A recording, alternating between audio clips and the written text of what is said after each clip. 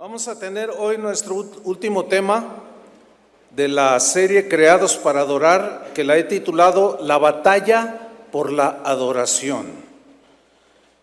La Biblia nos narra de manera muy clara que en los lugares celestiales, antes de la creación del ser humano, hubo una batalla, hubo una guerra, una lucha por la adoración.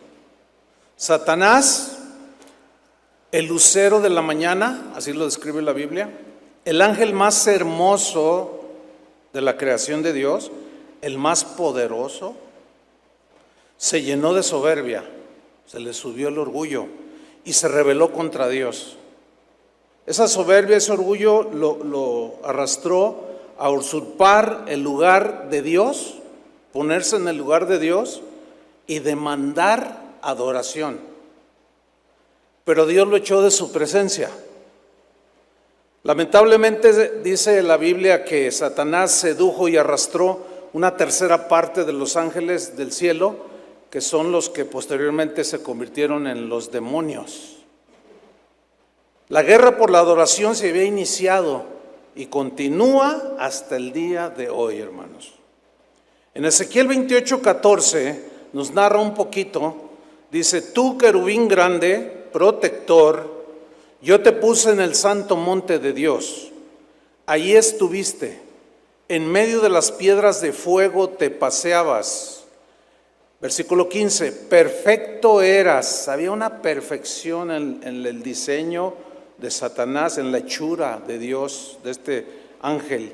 Perfecto eras en todos tus caminos hasta el día que fuiste creado, hasta que se halló en ti maldad.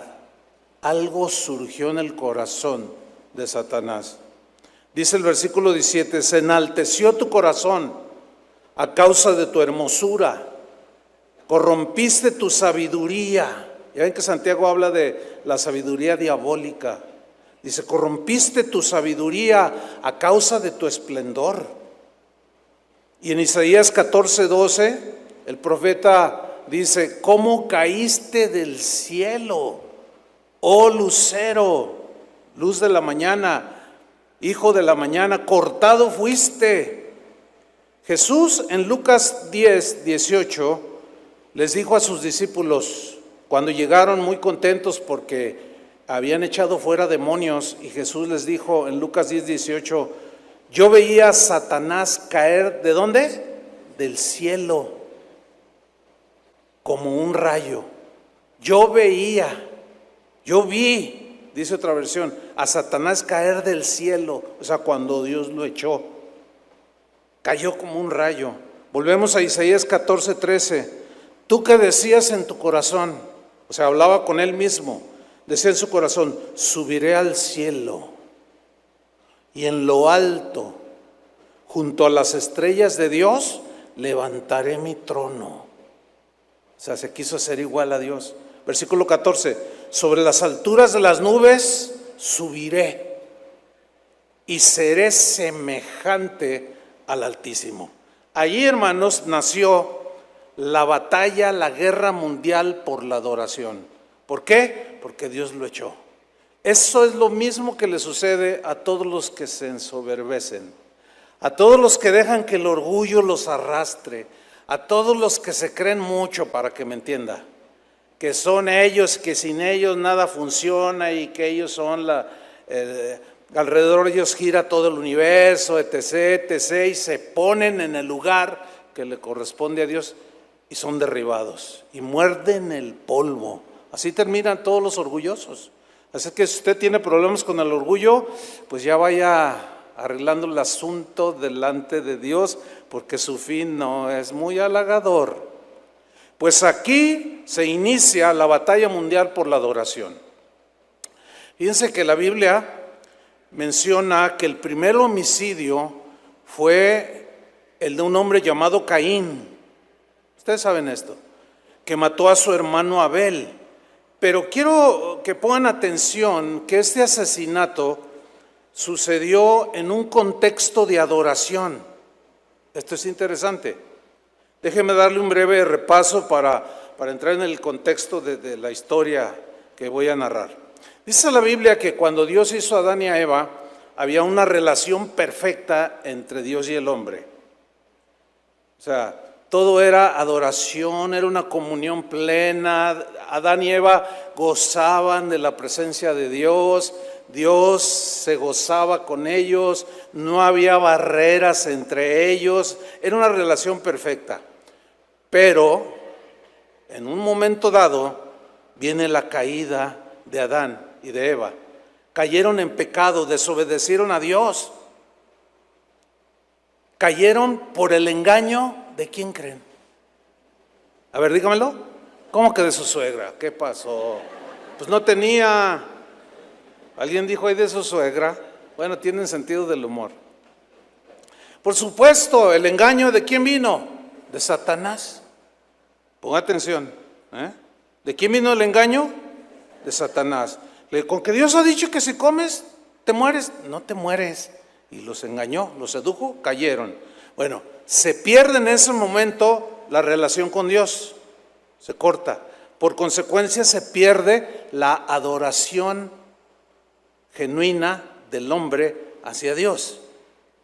Adán se esconde, le da temor hablar con Dios. Dios lo busca, pero a él le da miedo. Se sienten que están desnudos, se ven desnudos y se cubren con hojas de higuera. Estas hojas de higuera, esta acción de Adán de cubrirse con hojas de higuera, representan los esfuerzos humanos sin Dios por estar bien con Dios. O sea, me tapo y ya veo a Dios, pero fue mi esfuerzo. Y ahí nace la adoración falsa, la adoración distorsionada de la iniciativa del hombre que está caído.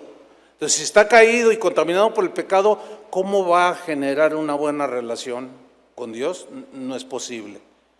Pero aquí es donde Dios pues pone su bendición, no deja al hombre a la deriva, y Dios mismo, dice la Biblia, sacrifica unos animalitos inocentes. Bien, con esa piel de esos animalitos que Dios mismo sacrificó, los cubre. Y esto habla de que el cubrimiento y el levantamiento del hombre del pecado tiene que venir de Dios, porque Dios, al sacrificar unos animalitos inocentes, tuvo que derramar su sangre. ¿Qué representaban? ¿Qué? A Cristo. ¿Sí? Esos animalitos representaban al inocente Cordero de Dios, que es la única manera de volver a relacionarnos con Dios, solo a través de Cristo, para poder volver a la adoración genuina que había en el Edén. Ahora, después de la caída y que Dios los cubre, dice la Biblia que tuvieron un hijo después después de haber caído en pecado. Este hijo se llamó Caín. Caín llegaría a ser el primer homicida de la historia. Pero yo quiero que noten que todo esto sucedió en un contexto de adoración verdadera y adoración falsa. Vamos a verlo. Génesis 4, versículo 1. Voy a leerlo en la versión Palabra de Dios para todos. Esto es después de la caída, lo que vamos a leer, que es el capítulo 4. Adán se unió a su mujer Eva, y ella concibió y dio a luz a Caín. Y dijo: con la ayuda del Señor he tenido un hijo varón. Después dio a luz a Abel, hermano de Caín. Abel se dedicó a pastorear ovejas. Qué curioso que Dios nos compara con ovejas, ¿no? ¿Por qué no se dedicó a otra cosa y escogió pastorear ovejas? Eso es interesante, Bien, sigo leyendo. Mientras que Caín se dedicó a trabajar la tierra, fue el primer labrador, ¿sí? Cultivó la tierra. Bien. No cabe la menor duda, hermanos, de que Adán y Eva enseñaron a Caín y Abel la manera de acercarse a Dios. No cabe la menor duda. Hijos, para adorar a Dios tienen que sacrificar un animalito inocente, derramar su sangre, y eso les da entrada porque apuntaba hacia Cristo, ¿sí? Ya, desde entonces. Esa es la única manera en que ustedes pueden acercarse a Dios para adorarlo, sacrificando una oveja, un animalito inocente. No hay la menor duda de que les enseñó a los dos. Lo vamos a leer, lo vamos a comprobar en la misma lectura. Génesis 4:3. Continuamos. Tiempo después, Caín presentó al Señor una ofrenda del fruto de la tierra. ¿Se dan cuenta? ¿Qué le enseñó Adán y Eva a Caín? ¿Qué le enseñó de cómo acercarse a Dios? Sacrificando un animalito inocente. Porque ellos lo vieron que Dios lo había hecho y cómo volvieron a relacionarse. Pero Caín dijo: no me interesa, yo le voy a llevar un montón de naranjas, un montón de manzanas. O sea, voy a hacer lo que yo quiera. Yo voy a hacer lo que yo quiera y me voy a acercar a Dios y lo voy a adorar como yo quiera. Son de ese tipo de personas que dicen: a mí nadie me dice cómo debo de vivir. Yo vivo como me da mi gana.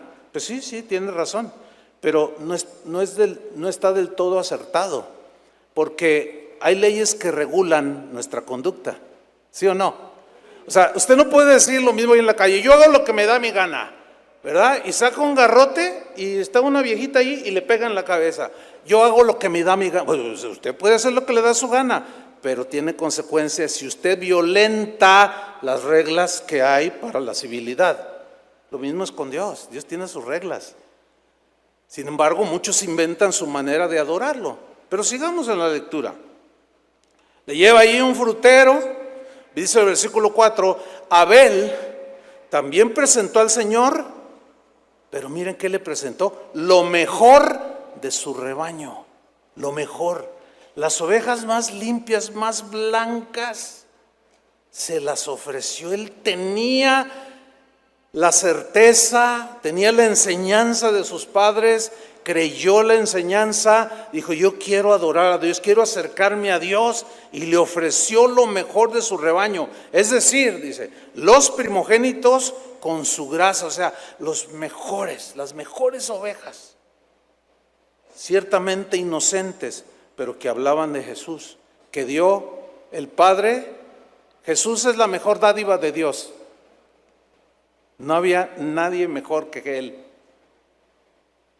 Ahora fíjate lo que dice el versículo 4: y el Señor miró con agrado a Abel y a su ofrenda. Es decir, recibió su adoración, su acercamiento, lo aceptó, se puso contento, pero no miró así a Caín ni a su ofrenda.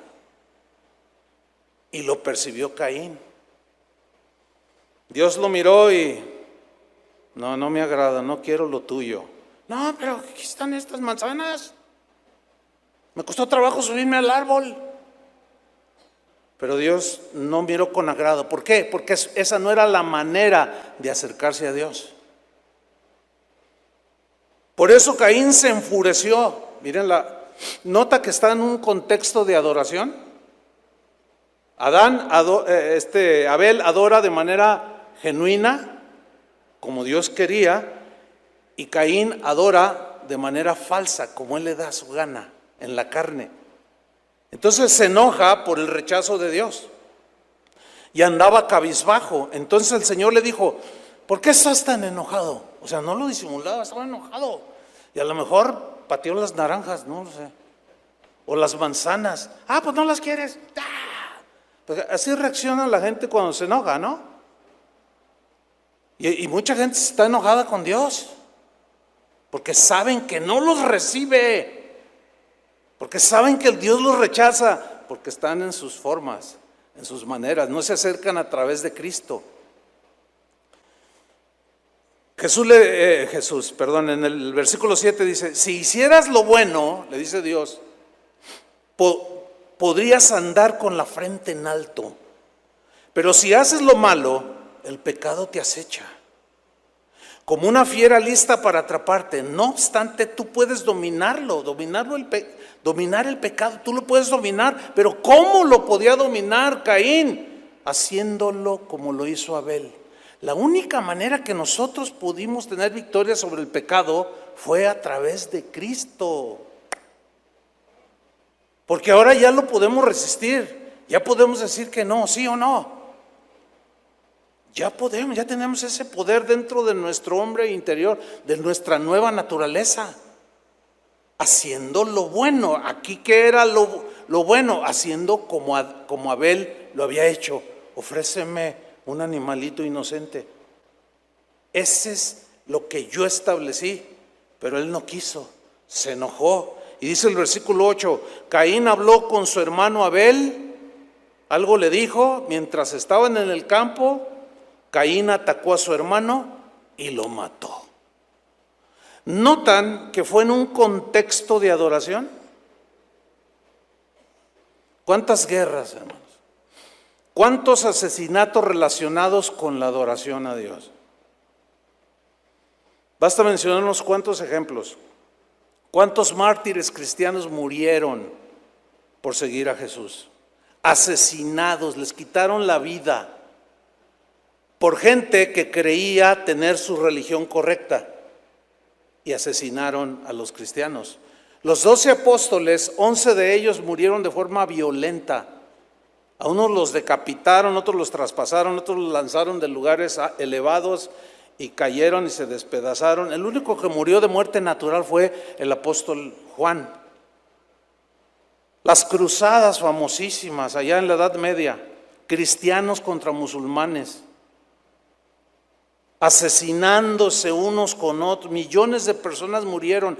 Ambos creían que lo hacían para congraciarse y defender a su Dios. Fíjense nada más qué cosas. Y aquí en México y aquí en Jalisco, la famosa guerra cristera, mucha gente murió, porque por ahí algunos líderes religiosos se les ocurrió decir mentiras, eso dice la historia, a sus feligreses: nos quiere cerrar el presidente Calles, nos quiere cerrar los templos. No era verdad, eran mentiras para seguir manipulando a la gente, y la gente: no me cierran mi templito, y que se arman y una matazón aquí en los Altos de Jalisco. Hasta les están haciendo acá, del lado sur, un templo a los mártires. O sea, ¿los mártires de qué? Pues se agarraron matándose entre ellos. La guerra de la adoración, defendiendo a su Dios, y creen que asesinando gente, así son las cosas. No, miren hermanos, el día de hoy las redes sociales son el campo de batalla. Sin duda las redes sociales, el YouTube, el Facebook, son el campo de batalla donde han quedado sin vida miles de personas por los pleitos, por la adoración que se generan. Está llena de videos donde se pleitean, se descalifican: te vas a ir al infierno, hijo del diablo, pues tú lo serás, y que yo estoy en lo correcto, y que tú eres no sé qué, hereje, y sigue la guerra por la adoración. Pero fíjense las palabras de Jesús en Juan capítulo 16, versículo 1. Dijo Jesús: estas cosas os he hablado. O sea, que los iban a agredir por causa de él. En el capítulo 15 les dice, él les enseña eso. Estas cosas os he hablado para que no tengáis tropiezo, o sea, para cuando se presente no te agarre desprevenido.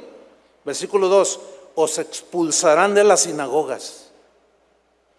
Y aún viene la hora cuando, lea con atención, aún viene la hora cuando cualquiera que os mate pensará, creerá, tendrá la convicción: sí, viva Cristo Rey. Toma. Y a ver, póngamelo ahí. ¡Tá! 20 tiradores y suelo. pensará que rinde servicio a Dios. Los cristianos de la Edad Media pensaban que matando moros rendían servicio a Dios y eran fieles. Los musulmanes a Alá. Y la guerra por la adoración sigue, pero fíjese al grado en la que hemos llegado a una distorsión tal que termina en estas cosas. Pero Jesús lo está diciendo. Habrá algunos que los van a matar y van a pensar que están rindiendo servicio a Dios. Ahora aquí la frase servicio a Dios viene de una palabra griega, letreia, que significa literalmente culto a Dios, servicio a Dios, adoración a Dios. Pensarán que están rindiendo un acto de adoración a Dios. Nada más falso que eso.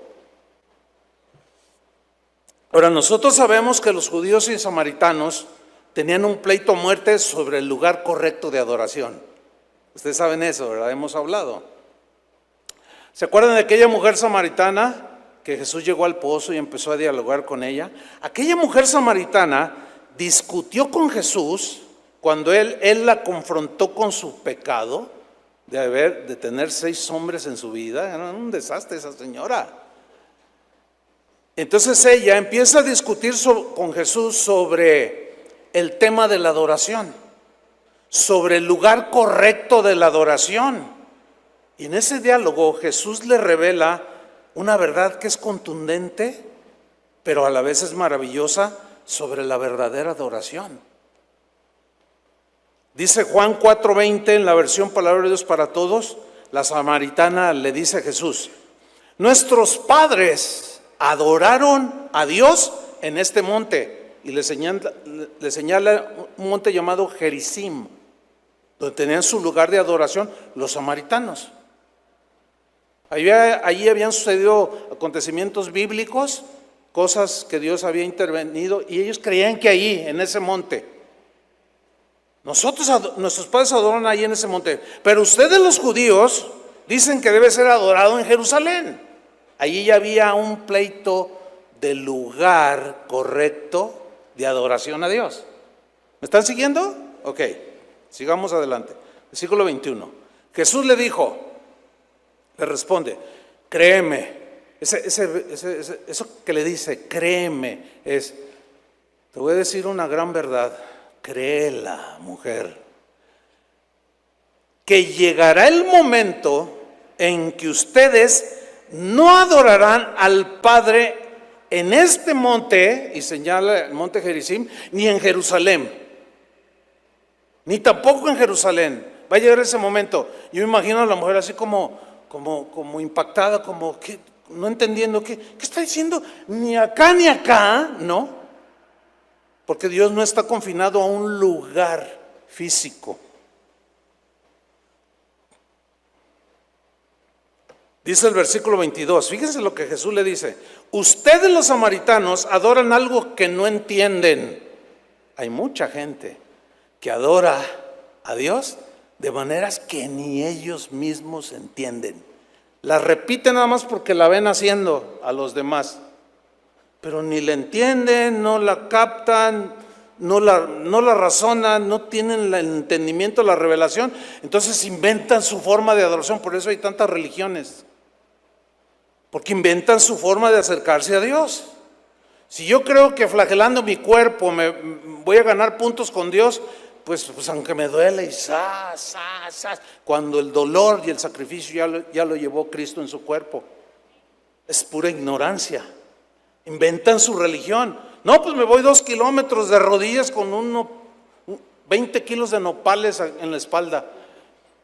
Pero ¿dónde dice eso? No, pero así lo quiero hacer yo, para que Dios me reciba. Tan igual que Caín. Y luego tú les dices, esa no es la manera, y te quieren matar. Quizás no con una pistola ni con un cuchillo, pero sí te agreden y te descalifican y se te ponen como demonios. Y otra vez la adoración está ahí en guerra. La adoración falsa y la adoración verdadera. Continuamos con la historia. Ustedes los samaritanos adoran algo que no entienden. Mira lo que dice Jesús. Nosotros los judíos, que es el pueblo elegido de Dios, el pueblo de cuyo linaje vendría Jesús el Mesías, el Cordero de Dios. ¿Ok? Nosotros los judíos, que era Él precisamente, sabemos lo que adoramos. Sabemos, conocemos lo que adoramos y al que adoramos. Porque Dios salvará al mundo por medio de los judíos, que significa que por medio de ese linaje, de ese pueblo, vendría Jesús el Mesías. Versículo 23. Pero llegará el momento para adorar a Dios de una forma diferente. Me gusta esta versión porque te la explica muy bien. Llegará el momento para adorar a Dios de una forma diferente. Y ese momento ya ha llegado. Y yo imagino a la mujer así, ¿cómo? Mi templito. Ay, mi iglesita. Ay, mis santitos. Ay, mis nopales. ¿Qué sé yo? ¿Qué sé yo? Ha llegado ese momento. Los que en realidad adoran a Dios lo hacen espiritual. Hay una versión que dice con sentido espiritual y verdaderamente. La Reina Valera dice en espíritu y en verdad. Y luego dice Jesús, Dios está buscando gente que lo adore así. ¿Cómo? En espíritu, o sea, en lo profundo de su corazón. Pero ese corazón tiene que estar limpiado, tiene que estar purificado, tiene que ser un nuevo corazón el que Dios pone cuando una persona se arrepiente de sus pecados. Y es de ahí de donde brota la adoración genuina, que es espiritual. Y ya no necesitas venir a un lugar solamente para adorar. Donde quiera que estés, tú puedes tener una vida de adoración. Porque tú ahora mismo de tu boca brota el sacrificio de alabanza, frutos de labios que confiesan su nombre. Ciertamente nos juntamos como un lugar para pero la mayoría de ustedes nunca ha venido cuando está solo. Pues esto está muerto, porque es un edificio frío. Los que le dan vida es la iglesia son los llamados a salir del mundo, que son todos ustedes, que somos todos nosotros. Dios está buscando gente que lo adore así, o sea, del corazón. Ciertamente Dios no mira la apariencia como nosotros. Dios mira el corazón. Por eso es muy difícil, es imposible que nosotros entremos al corazón de una persona y aseguremos si está adorando de manera falsa o genuina. Ese es un campo donde no nos compete entrar, porque solo Dios es el que sabe, ¿entiende? Nosotros somos expresivos, porque así nos enseña la Biblia. Hay gente más recatada, o sea que quizás no aplaude, no levanta las manos, pero ¿quién te asegura que no están adorando a Dios con todo su corazón? ¿Me explico? Esto debemos de entenderlo, para no caer en el mismo error de estar matando gente, porque no adoran como nosotros. ¿Entiende? Ok, creo que se está entendiendo. Dice el versículo 24, Dios es espíritu, y los que le adoran deben adorarlo espiritual y verdaderamente. O sea, en espíritu y en verdad. Verdad, la palabra de Dios es la verdad conforme a su palabra. Y ahí está estipulado cómo podemos alabar y adorar a Dios. Muy bien. Todos sabemos que cuando Dios escogió un pueblo para que de su linaje pues naciera el Salvador del mundo, que es Jesús, el Cordero de Dios. Cuando Dios elige al pueblo hebreo, les dijo de una manera rotunda, contundente, que no adoraran absolutamente nada que no fuera Él. En Levítico 26:1, en la versión Palabra de Dios para Todos, lo dice así, Dios hablando, no se hagan ídolos, ni monumentos de adoración. Mire, Nosotros los cristianos decimos, Dios me sacó de la idolatría. Así decimos, ¿no? De adorar imágenes y todo. Y bueno, pues gloria a Dios, porque pues es vanidad, los ídolos son vanidad, dice la Biblia. Pero hay muchos cristianos, como nosotros, que al paso de los años hemos caído en lo mismo. Y ahí la adoración se vuelve a distorsionar. Mire, en una ocasión, estando en Alemania, en un pueblo que se llama Wittenberg, donde Martín Lutero clavó sus 90 y tantas tesis, ahí en las puertas de una catedral. Yo entré a esa catedral, me paré en esa puerta, entré en esa catedral, ¡oh, sorpresa! Aquí yace Martín Lutero, tienen ahí la tumba de Martín Lutero. Y otros cristianos, Melanchthon, que era un seguidor de Lutero, y otros grandes reformadores. Mire, hermano, nadie me lo contó. Yo miraba cómo entraba la gente y, ¿qué onda? El otro día está allá con el Señor. Y luego salimos al atrio de la iglesia y luego, cerveza Juan Calvino, cerveza Martín Lutero, vino tinto Juan Calvino y no sé qué, y la reforma quién sabe qué. Es lo mismo. Tengo fotos que no se las voy a compartir a nadie, para que no me diga, ay, mándame. No se las voy a compartir. Pero a mí nadie me lo contó.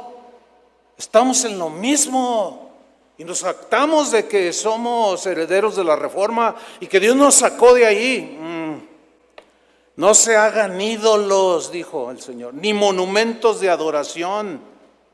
Fíjate cómo lo traduce. Y en todo ese pueblo, por donde quiera hay estatuas de Martín Lutero.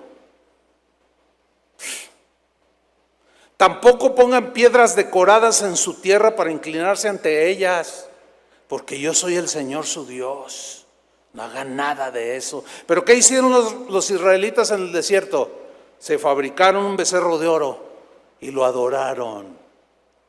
Distorsionaron la adoración y la guerra arreció. A la muerte de Josué, que los había introducido en la tierra prometida, llegó el tiempo de los jueces, un tiempo bastante largo, donde Dios enviaba jueces para que dirigieran a Israel. Pero fue un tiempo terrible donde dice el libro de los jueces que cada quien hacía lo que bien le parecía, o sea, hacían lo que les daba la gana.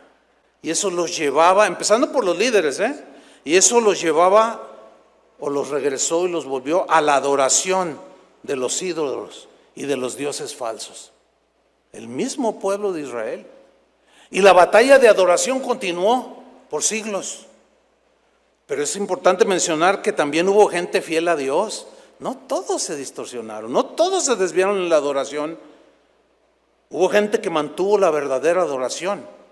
Hay una historia de un rey llamado Nabucodonosor. ¿Habrá leído o escuchado algo de este rey? Pues fue uno de los reyes de la antigüedad más, pues es de los más famosos, de los más poderosos.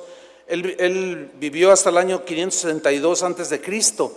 Este rey destruyó Jerusalén. Dios lo permitió como juicio para su pueblo, porque se habían vuelto a la idolatría y habían dejado la adoración a Dios. Y este rey entró y destruyó Jerusalén y se llevó a miles de hebreos, de israelitas, se los llevó cautivos a Babilonia. Y dentro de este cautiverio había 3 jóvenes. Es inevitable mencionar esa historia. 3 jóvenes que estaban entre todos estos cautivos y ellos protagonizaron una batalla por la adoración. En el capítulo 3 de Daniel, no lo vamos a leer para ahorrar tiempo, pero usted lo puede leer con más detenimiento. Allí Nabucodonosor se siente el más poderoso de todo el mundo. Bueno, sí era. Nada más que se creyó igual a Dios, se hizo como Dios.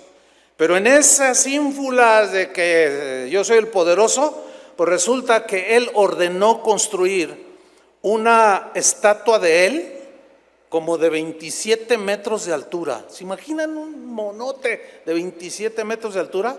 Y mandó unos edictos, unas cartas, unos decretos que decían: cuando suenen las arpas, los tamboriles, las flautas, para convocar al pueblo, vendrá y se postrará delante de la estatua que he levantado para mí.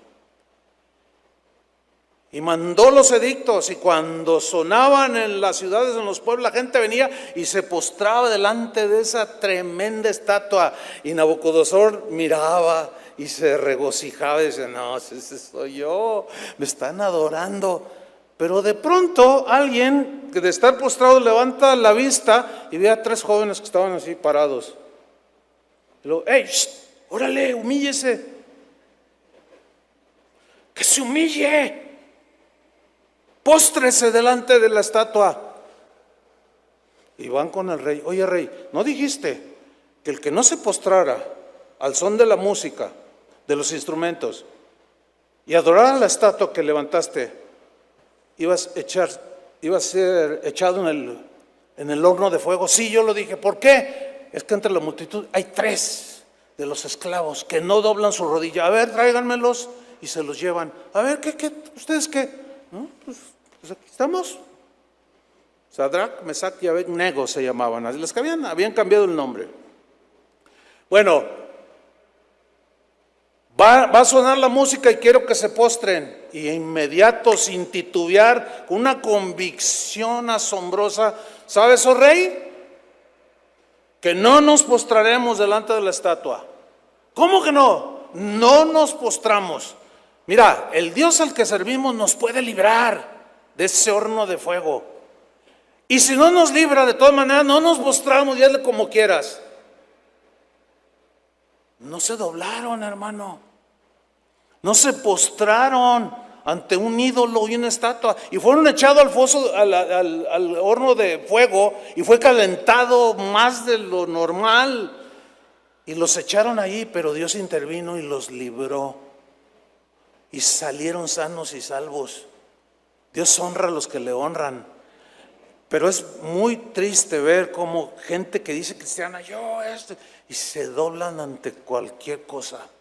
Y se le postran al dinero, y se le postran a aquel, se le postran al pastor, se le postran al sacerdote, se le postran al santo, se le postran a la virgen, se le postran a un postradero por todos lados. Y el Dios vivo, ¿qué?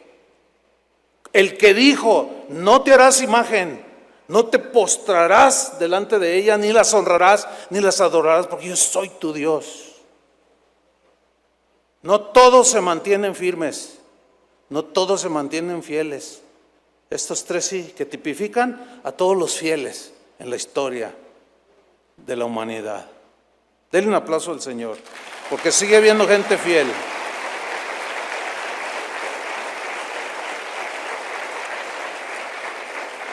Pero la batalla por la adoración continuó. Transcurrieron los siglos. Llega el tiempo de los reyes de Israel, que hubo un tiempo en que se dividió el reino del norte, el reino del sur, y en total Israel en ese tiempo tuvo 38 reyes. Escucha esto: 29 de esos 38 reyes fueron reyes idólatras. Desviaron al pueblo. Se burlaron de Dios. En la casa de Dios metieron ídolos, metieron imágenes de diosas, imágenes de dioses. Le quemaban incienso a los demonios, dice la Biblia. Y la gente los seguía porque eran sus líderes.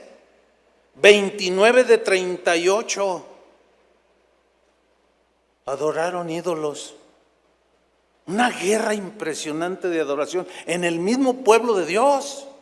Bueno, de los 38 reyes, solo 7 fueron reyes buenos. Fueron reyes piadosos que guiaron al pueblo a la adoración genuina, a la adoración al Dios vivo, como Ezequías, como Josías, que entraron al templo: limpien el templo. Y sacaron todos los ídolos, tumbaron los lugares de idolatría, las imágenes las tiraban y Se rompían en mil pedazos y limpiaban la casa. Vamos a establecer la adoración al Dios vivo. Y esa gente tuvo, los que vivieron bajo ese reinado de esos 7 reyes buenos, pues vivieron tiempos maravillosos de genuina adoración a Dios. Pero mire, de esos 38, 29 fueron malos, 7 fueron reyes buenos, y 2 de esos reyes fueron reyes de esos lights. ¿Entiendes esa palabra? De esos así como que, ay, lo adoramos, pero también acá. Ay, no, está mal, ¿verdad? No, mejor acá. O sea, de esos pusilánimes, de esos que no se deciden, de esos tibios, ¿verdad? De esos que tienen un pie en Cristo y otro en el mundo.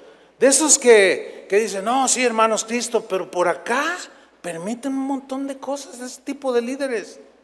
O sea, que no son comprometidos con Cristo, con su palabra, con la rectitud, con la integridad, y andan haciendo. El otro día alguien me escribió, no, usted es medio, usted no deja en libertad a sus jóvenes. Así me dijo.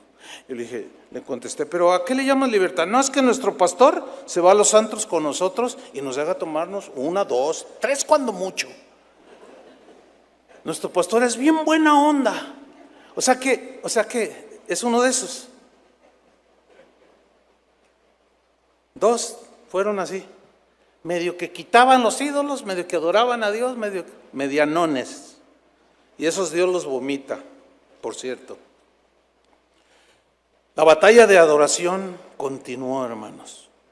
Jesús mismo, hermanos, libró una tremenda batalla por la adoración. En Mateo 4, que narra la tentación de Satanás a Jesús, cuando dice que el Espíritu llevó a Jesús al desierto y Satanás lo tentó, en la tercera de las tentaciones, fueron 3, miren lo que le dijo Satanás. Pongan atención, Mateo 4:8. Vean la batalla por la adoración, al mismísimo Hijo de Dios, al mismísimo Dios. Mateo 4:8. Otra vez le llevó el diablo a un monte muy alto y le mostró todos los reinos del mundo y la gloria de ellos. Y le dijo, todo esto te daré, te voy a dar Grammys, te voy a dar Óscares, te voy a hacer famoso, te voy a dar una casa en Hollywood, otra en Miami, en Cancún, en París, te voy a dar mucha riqueza, todo esto te lo voy a dar porque la Biblia dice que Satanás es el príncipe de este mundo, así dice, ¿no? O sea, es el príncipe que gobierna las mentes de los que rechazan a Cristo. Por eso el mundo está como está. Y por eso tenemos bronca con el mundo. Porque no congeniamos. Nosotros no congeniamos con el mundo, ni el mundo congenia con nosotros. No podemos estar bien. Y el que ama al mundo, a Dios aborrece. Se constituye enemigo de Dios, dice la Biblia. Entonces le muestra toda la gloria por lo que todo el mundo se esfuerza por tener, y le dijo, todo esto te daré, fíjate lo que le dice, todo esto te daré si postrado me adorares. Wow, nada más, qué atrevimiento, ¿cómo llamarlo? Qué osadía, qué desvergüenza de este ángel ciertamente hermoso y muy poderoso. Claro, más que Dios no, pero sí es un ángel poderoso, y sigue siéndolo, tanto que tiene 4,000 a 5,000 millones de personas en el mundo cautivos a la voluntad de Él y hacen lo que Él quiere. Todo esto te daré si postrado me adorares. La palabra que aparece allí, adorar, es proscuneo, que es postrarse literalmente y adorar como el supremo. O sea, le está diciendo, yo soy el supremo, soy el príncipe de este mundo y soy el supremo. Todo esto te doy si postrado reconoces que yo soy el. Por eso lo echó Dios el Padre del cielo y Jesús lo vio. Dice, yo vi cómo cayó ese cuate. ese ángel. Yo vi cómo cayó. Yo me imagino a Jesús siendo tentado y mirándolo así, o como haya sido. Entonces Jesús le dijo: vete, Satanás, largo de aquí, tú no tienes que ver nada conmigo, ni yo contigo, ni tú conmigo, porque escrito está. Yo quiero subrayar, escrito está. Porque Jesús apeló a las Escrituras. Y todo cristiano tenemos que apelar a las Escrituras, que es nuestra base y fundamento de doctrina, de conducta, de ética. Ahí está regulada nuestra vida como Dios quiere que la vivamos. Y en el asunto de adoración, por supuesto que lo incluye. Escrito está, le dice Jesús a Satanás: al Señor tu Dios adorarás y a Él solo servirás. Ahora, aquí la palabra servir es la misma letrilla que aparece cuando Jesús dijo: cualquiera que os mate pensará que rinde servicio a Dios. O sea, en otras palabras está diciendo: vete, Satanás, porque escrito está: al Señor tu Dios adorarás y a Él solo rendirás culto. A Él solo lo adorarás, a Él solo le servirás con tal vehemencia, gozo y alegría que raye en la verdadera adoración, como el único soberano de toda la tierra. Ahora, ¿qué sucede en el versículo 11? No lo convenció a Jesús, no logró engañarlo. El diablo entonces le dejó, y aquí vinieron ángeles y le servían, lo fortalecieron porque estaba en esa guerra. Él estaba ayunando, acuérdense, y luchó Jesús su propia guerra de adoración en ese momento de debilidad. Ahora, escuchen bien este punto. Si Satanás no logra convencerte de que tú lo adores así como se lo dijo a Jesús: póstrate y adórame, porque hay gente que sí lo hace y se autodenominan satánicos. Hay iglesias de Satanás, ¿saben eso, no? Así literal, dedicadas a Satanás, y los altares están llenos de demonios, y llega la gente y se postra y adora y le canta. Bueno, escuchen, si Satanás no logra que tú lo adores, tratará a toda costa de desviar la adoración al Dios verdadero, al Dios vivo y verdadero. O sea, como diciendo: si no me adoras a mí, pues tampoco a Dios, y te voy a desviar. Claro, no te lo dice así, pero lo vemos muy claro. Es decir, Satanás tratará de desviarnos en la verdadera adoración y en la verdadera alabanza a Dios como el único creador, dueño de todo y de todos. Él va a tratar de desviarnos. Si no le adoramos a Satanás, va a ingeniárselas para seducirnos, para engañarnos. Satanás ha logrado engañar a algunos que terminan, por ejemplo, adorándose a sí mismos. Yo soy dueño de mí mismo, yo hago lo que quiero, para mí Dios no existe el cielo, no existe el infierno. O sea, Él es el centro, Él es Dios. Hago lo que quiero. Terminan adorándose a sí mismos. Los ha convencido. Ahí está, ya los desvió. Ni a Dios, ni a Satanás, a ellos mismos. ¿Y cuánta gente hay así? Un montón, hermanos. Otros terminan adorando su denominación religiosa. Escuche bien. Ay, para mí casa de oraciones. Ay, cálmese. Cálmese. Ay, es que no hay otra iglesia. Ay, bájale. ¿Qué le pasa? No, yo voy a defender mi denominación hasta la muerte. Que de Cristo que digan lo que quieran, lo insulten, todo. Pero mi iglesia, mi denominación, esa fue fundada en 1500, quién sabe cuánto rollo. Otros dicen: no, nosotros somos los originales, y fuera de nosotros nadie se salva. Ninguna denominación religiosa salva. El que salva es Cristo. Y hasta donde yo tengo entendido, Jesús no ha firmado ninguna carta de exclusividad con ninguna denominación cristiana. Eso merece un aplauso para el Señor, ¿no? Imagínense nomás. Ok, no adoran a Satanás, no adoran a Dios y terminan adorando su teología. Nosotros tenemos la sana doctrina. Y en nombre de la sana doctrina, yo doy mi vida y expongo a todos los falsos. Y el que no crea como yo, hereje. No, pues ya no es el fanatismo en el que han caído. No adoran ni a Satanás, no adoran a Dios y terminan adorando su teología, su concepto doctrinal de lo que es para ellos el cristianismo. Y si tú no crees como yo creo, estás frito, man. A ver, díganme, ¿qué cristiano, qué denominación cristiana tiene toda la revelación, todo el entendimiento en la revelación de Jesús y de la palabra de Dios? Nadie por eso hay diferentes denominaciones, pero es un error, es una desviación, hermanos, de la adoración, porque ni adoran a Satanás, no adoran a Dios, siempre están defendiendo lo que ellos creen y terminan adorando eso.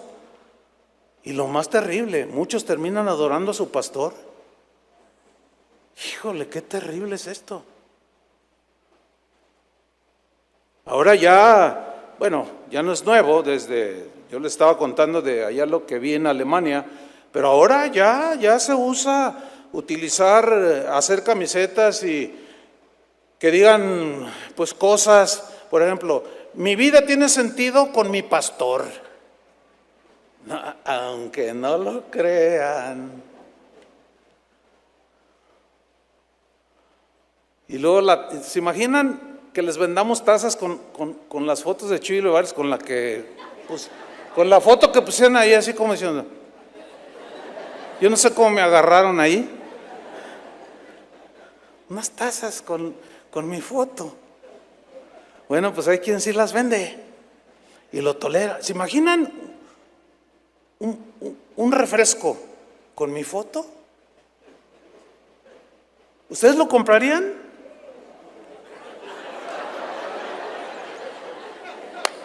¿Ven?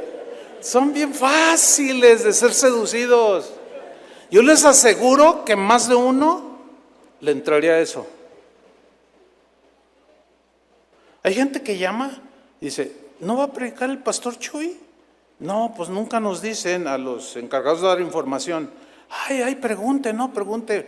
Oiga, pero pues venga a escuchar la palabra. No, es que el pastor Chuy. Si supieran qué bien me caen todos esos. También que me pongo a orar por ellos. Y le digo, Señor, ábrele los ojos, quítale los idólatras.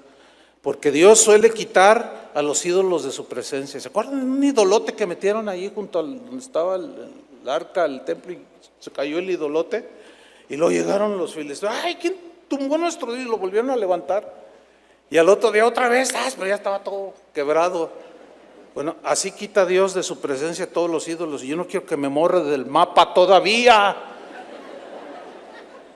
Aunque suene chusco, pero lo digo en serio. Ahora, no se vayan al extremo, porque algunos, pastor, ¿puedo saludarlo? ¿Cómo que sí puedes? Pues claro, ¿cómo? Es que como a usted no le gusta. Padre, con razón nos comparaste con ovejas, porque nos falta tanto a un sentido común que tiene que ver saludarse, hermanos, con la idolatría. Pero yo capto cuando, hermano, y no te sueltan, no dan ganas, ya, pues hermano, hermano, que no estoy exagerando, Hay pastores que sí les gusta eso, hay pastores que les gusta que les digan papá, mi papá, oye papá, ¿me das permiso de irme de vacaciones? ¿Qué es eso?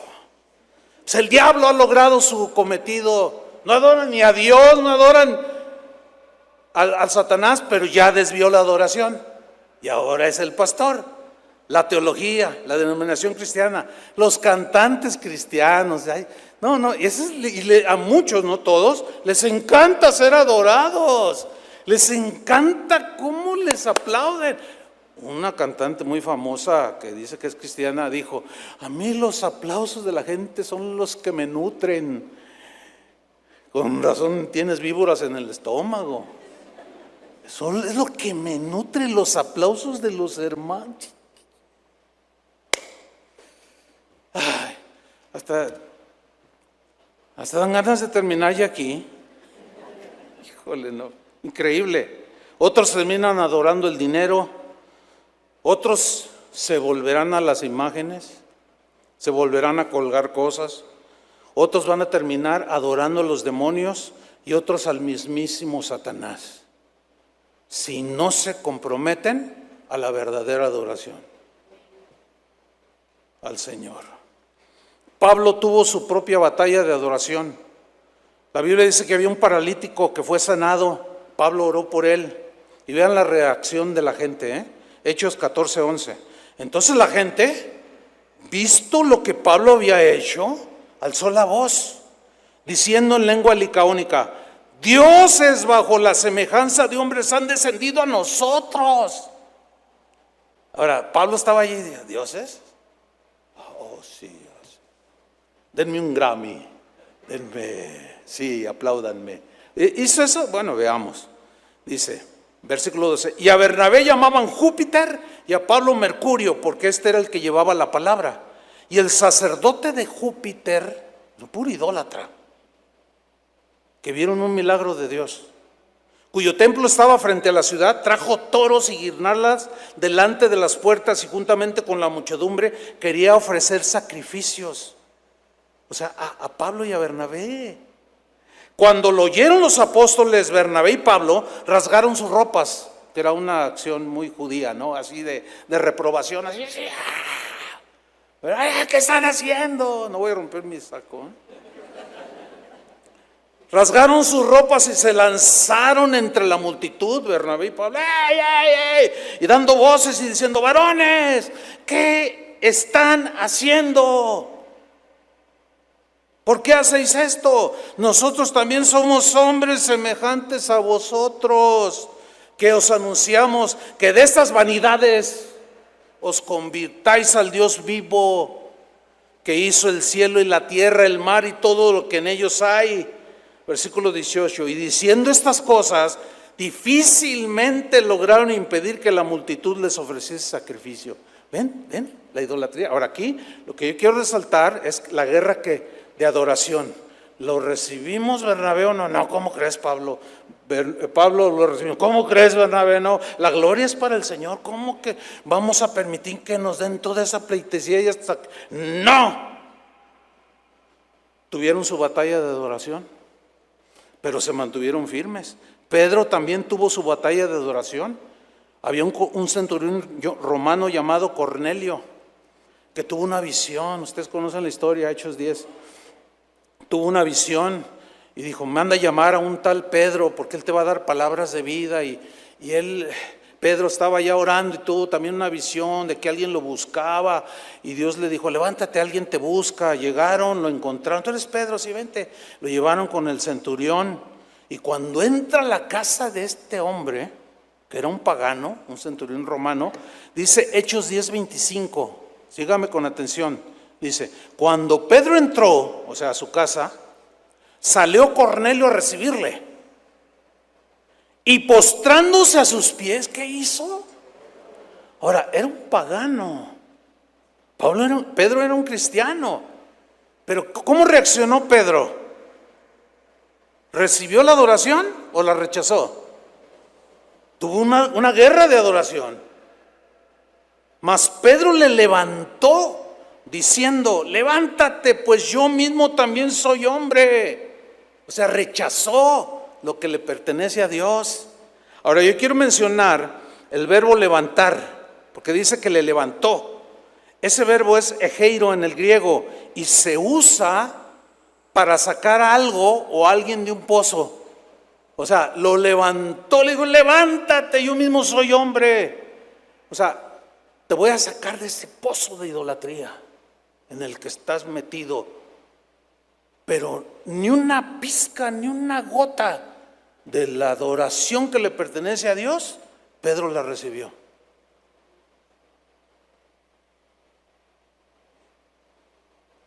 Juan, el apóstol del amor, el teólogo, de los más cercanos a Jesús, el que se recostó en el pecho de Jesús. Imagínense esa escena. Fue de los más cercanos a Jesús. Él tuvo su batalla por la adoración, pero la experiencia que Juan tuvo nos deja una gran lección. ¿Cuál es esa lección? Que no olvidemos que el que piensa estar firme, mire que no caiga. Yo todo esto lo estoy diciendo con mucho temor y temblor, porque Pablo dijo: el que piensa estar firme, mire que no caiga. Porque miren lo que le pasó a Juan. Él había recibido la revelación del Apocalipsis. Si usted lo ha leído, libro difícil de entender, pero con unas visiones celestiales impresionantes. Los ángeles llegaban, eran presentes ahí con él, y hubo un ángel que le mostró cosas. Y dice en Apocalipsis 19:10 que después de haber recibido eso que el ángel le estaba mostrando, me postré a sus pies. Yo me postré a sus pies, o sea, a los pies del ángel, para adorarle. ¡Wow! Sin palabras, hermanos, sin palabras. El teólogo, el amigo de Jesús, de los más cercanos, se deslumbra ante una visión sobrenatural, hermosísima, y se deja llevar por la hermosura de un ángel. Nada más que este era ángel de Dios. Yo me postré a sus pies para adorarle, y él me dijo: mira, no lo hagas. ¿Qué estás haciendo, Juan? No lo hagas, yo soy consiervo tuyo y de tus hermanos que retienen el testimonio de Jesús. Adora a Dios. Yo me imagino a Juan levantándose: ay, Señor, perdón. Y el Señor nomás. Estamos en una línea, hermanos, tan delgada, que el que piensa estar firme, mire que no caiga. Por eso tenemos que caminar en humildad delante del Señor. Y todos los logros que tú tengas aquí en esta tierra, todas las bendiciones que reciban, no es porque tú seas la gran cosa, entiéndelo de una vez. No es porque tú seas el más inteligente en tu trabajo, el empresario más... No es eso. Y si eres muy inteligente es porque Dios te dio esa inteligencia. Y si eres muy inteligente para hacer negocios y produces la riqueza, es una gracia que Dios te ha dado. Y cualquier logro que tú alcances, Dios te da la gracia, pero para que termines postrándote ante Él, no ante tu éxito. ¿Entendieron, cristianos? Bueno, el asunto podría quedar allí, pero no. Fíjense qué terrible, lo vuelve a repetir. En Apocalipsis 22:9 dice, el ángel otra vez le da revelaciones, se postra, pero él me dijo: mira, no lo hagas. Ahora estamos en Apocalipsis 22:9, una segunda vez: Juan, no lo hagas porque yo soy consiervo tuyo, entiéndelo, cabezón. Yo le hubiera puesto ahí: yo soy consiervo tuyo, de tus hermanos los profetas y de los que guardan las palabras de este libro. Adora a Dios. ¿Qué cosa de adora a Dios no entiendes? Ya van la segunda vez, a la tercera te voy a dar un patín. No, perdón, me emocioné. Oiga, a la próxima te levanto, pero con un puntapié. ¿Qué te pasa, Juan? Pero aquí la lección que yo veo aquí es lo débil que somos, hermanos. Nos podemos deslumbrar por cualquier cosa. Y no adoramos a Satanás, pero tampoco a Dios. Y terminamos adorando ángeles, cosas. Y eso es producto del engaño de Satanás, hermanos. Déjame irme hacia el final. El pastor Chuy García, que todos conocen, él y yo tuvimos una batalla de adoración bien tremenda, hermano. Cierto día de septiembre del año 1993, en la ciudad de Buenos Aires, en un estadio muy famoso allá, miles de personas abarrotando ese estadio. Había un evento de alabanza y de adoración. De hecho, ahí hay por ahí hay unos videos, si usted busca en YouTube. Si usted ve, septiembre de 1993 fue ese.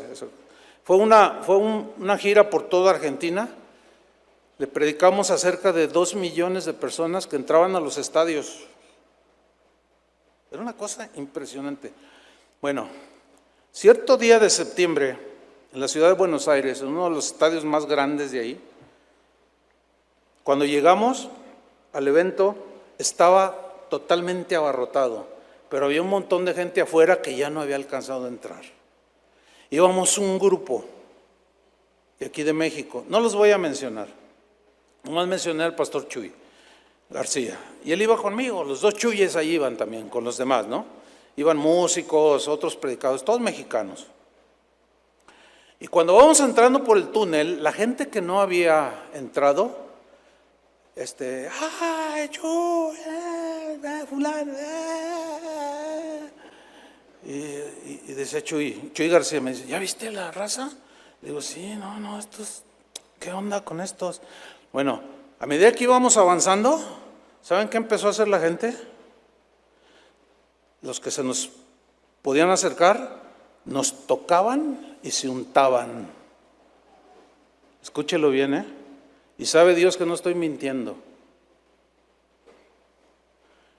Y avanzábamos, a medida que avanzábamos, ¡ay! Y nos tocaban y yo manoteaba por todos lados, y uno que otro por acá abajo. No, ganas no me faltaban, ¿eh? Y hermanos, tranquilos. Y no, si usted hubiera visto, hermano. Miren, entonces no había celulares, si lo hubiera tomado para que hubieran visto. No sé los demás, pero a lo mejor, pues yo imagino a Pablo como cuando llegaron allí, ¿se acuerdan que vas a sacrificarles? Y todos ahí, ¿se imaginan? Untándose de nosotros, y el espacio se iba cerrando, entramos por un túnel y la gente que está así en las gradas se inclinaba al ver la idolatría de la gente y nos tocaban, nos jalaban. Y yo los veía, hermanos. Miren, esto lo digo con mucha consternación, ¿eh? Y se untaban. Yo hablo por mí. Yo iba mal. Esa noche yo iba a predicar. Tenía un mensaje, que ahí lo tengo. Yo antes hacía mis bosquejos en hojas de papel. Y el que iba a dirigir la alabanza, yo le dije, tienes que decirles, antes de empezar la alabanza, tienes que ponerlos en su lugar y llamarles la atención. Sí, lo voy a hacer. O sea, yo le di una instrucción. Dije, tienes que hacerlo. Y empezó la alabanza. Ya presentaron al que iba a dirigir y todo. Y yo estaba ahí, y yo le decía, diles. Y me hacía como que no me... No, la de...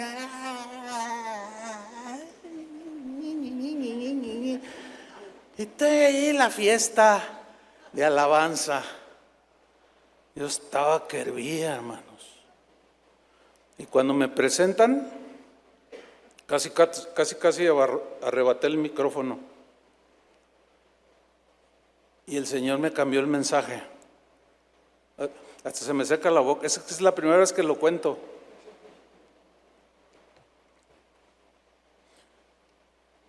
Y les di un mensaje que si usted lo ve, búscalo, ahí está en YouTube. Escúchelo, no se lo voy a compartir ahorita. Muchos me dijeron, y todavía dicen, no, ya lo llevaba preparado, ¿no? No, yo les puedo enseñar el bosquejo que yo llevaba porque tiene la fecha. Yo no iba a predicar de eso, pero tuve que ponerlos en su lugar. Montón de idólatras, no todos, es obvio. Generalizar no es bueno, pero yo lo viví mi batalla de adoración. Ahora, han pasado los años, algunos recibieron esa adoración. Yo me resistí y me sigo resistiendo, y por la gracia de Dios me resistiré hasta el último día, aún cuando me esté muriendo, y llegar alguno, Así. Ta, ta, ta, ta, ta, ta. No, hermanos, no, es que entiendo qué débiles somos. Y a pesar de todo esto que han oído, algunos todavía van a liberar su batalla de oración personal. Pero quiero terminar con esto, hermanos. La batalla por la adoración continúa y continuará hasta el último día de existencia de esta tierra. Mire lo que dice Apocalipsis 13, versículo 3. Nada más lo voy a leer. Son 6 versículos, 7 por ahí. Dice Juan: vi una de sus cabezas como herida de muerte. Está hablando de la bestia. Pero su herida mortal fue sanada. Y se maravilló toda la tierra en pos de la bestia. Y adoraron al dragón que había dado autoridad a la bestia. Y adoraron a la bestia, diciendo: ¿quién como la bestia? Claro, no es una bestia así, es un personaje. ¿Entiende? La Biblia dice es una bestia porque es una bestia. Dice: ¿quién? Decía la gente: ¿quién como la bestia? ¿Quién podrá luchar contra ella? Versículo 11. Después vi otra bestia que subía de la tierra y tenía 2 cuernos semejantes a los de un cordero, pero hablaba como dragón. O sea, como un corderito así que yo no rompí ni nada. El diablo camuflajeándose, pero habla como dragón. ¿Entiende? Escupe fuego, el dragón en la mitología, ¿sí? El diablo, ¿sí? O sea, se pasa como corderito, pero es un dragón, es el diablo. Versículo 12, y ejerce toda la autoridad de la primera bestia en presencia de ella, y hace que la tierra y los moradores de ella adoren a la primera bestia, cuya herida mortal fue sanada. Versículo 14, y engaña a los moradores de la tierra con las señales que se le ha permitido hacer en presencia de la bestia, mandando a los moradores de la tierra que le hagan imagen a la bestia que tiene la herida de espada y vivió. Y se le permitió, o sea, Dios, detrás de todo, ok, eso es lo que quieren, pues órale, regodéense. Y se le permitió infundir aliento a la imagen de la bestia, para que la imagen hablase. ¡Wow! E hiciese matar a todo el que no la adorase. Entiendan, cristianos, versículo 17. Y que ninguno pudiese comprar ni vender, sino el que tuviese la marca o el nombre de la bestia o el número de su nombre. Aquí hay sabiduría. El que tiene entendimiento, cuente el número de la bestia, pues es número de hombre, y su número es 666. El anticristo. Anti contra Cristo. Capítulo 14, versículo 9. Y el tercer ángel lo siguió, diciendo a gran voz: si alguno adora a la bestia y a su imagen, y recibe la marca en su frente o en su mano, él también beberá del vino de la ira de Dios. ¿Lo leyeron bien? ¿Cómo lo entienden? Que el que se ponga la marca por ceder. Bueno, no voy a hablar de eso, de la marca, todo eso. Ahora, dice, el que siga la adoración al anticristo, a la bestia, todo lo que es anticristo, dice, va a recibir el vino de la ira de Dios, el enojo de Dios, que ha sido vaciado puro en el cáliz de su ira, y será atormentado. O sea, todos los adoradores, no de Dios, sino de todo lo demás, será atormentado con fuego y azufre delante de los ángeles y del Cordero.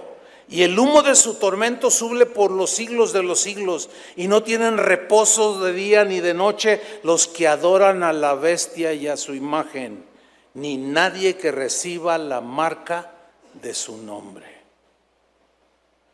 Hermanos, la batalla por la adoración continúa, para que no suelten su espada, como en los tiempos de Nehemías, con una sirvan al Señor y con la otra espada en la mano.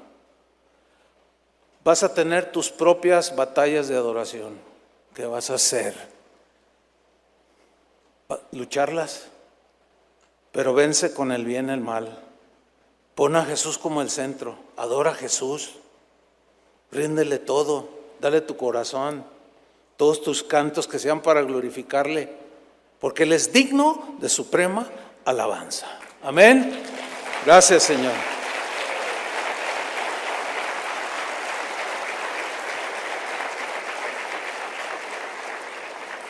Pónganse de pie, hermanos, por favor. Aleluya. Levanta tus manos al cielo.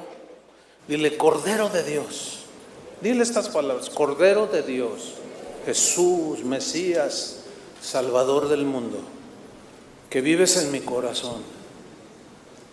Mi corazón es tu recinto, es tu habitación, es tu morada. Mis pensamientos son tus pensamientos son mis pensamientos.